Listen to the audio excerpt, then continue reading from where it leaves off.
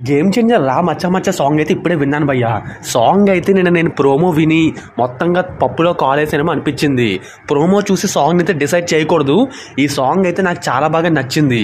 And Ram Charan పడిన కష్టం, ఆయన వేసిన స్టెప్పులు, అండ్ తమన్ కూడా కొంచెం రొటీన్ ట్యూన్ అనిపించినా సరే ఒక మ్యాజిక్ ఏదో చేశాడు. ఒక తెలియని మ్యాజిక్ అయితే ఉంది. అండ్ మధ్యలో కోవిడ్ టైంలో వాళ్ళు పడిన కష్టాలన్నీ కూడా సాంగ్లో చూపించారు.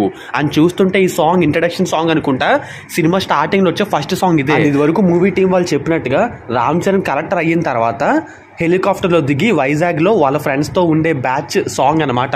ఆల్రెడీ వాళ్ళ ఫ్రెండ్స్ బ్యాచ్ సత్య వీళ్ళందరినీ చూపించారు కూడా, ప్రియదర్శి కూడా ఉన్నాడు.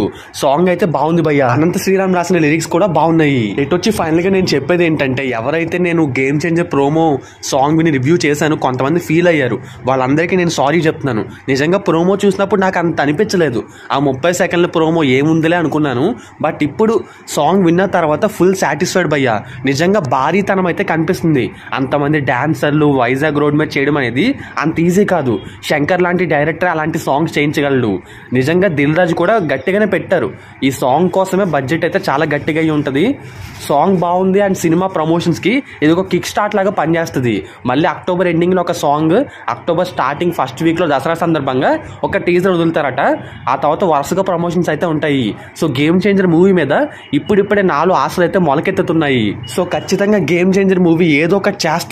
మరి నేను ఇదివరకు అన్నట్టుగా డిజాస్టర్ అవ్వదేమో. ఈ ఒక్క సాంగ్ బట్టి చెప్తున్నాను, సినిమా కొంచెం ఆడే స్టఫ్ ఉందేమో అనిపిస్తుంది. ఆ నమ్మకాన్ని అయితే తీసుకొచ్చింది ఈ సాంగ్. సో ఎవరైతే నేను మాట్లాడిన మాటల వల్ల హట్ అయ్యి ఉన్నారో వాళ్ళందరికీ సారీ చెప్తున్నాను. ఇది జస్ట్ ఏంటంటే నా గ్రాటిట్యూడ్ చూపించడం కోసం అంతే. నేను ప్రోమో చూసి డిసైడ్ అవ్వకుండా ఉండాల్సింది, సాంగ్ వచ్చే వరకు వెయిట్ చేసి ఉండాల్సింది. బట్ తప్పు చేశాను భయ్య. ఇక నుంచి అలాంటి మిస్టేక్స్ అయితే చేయను.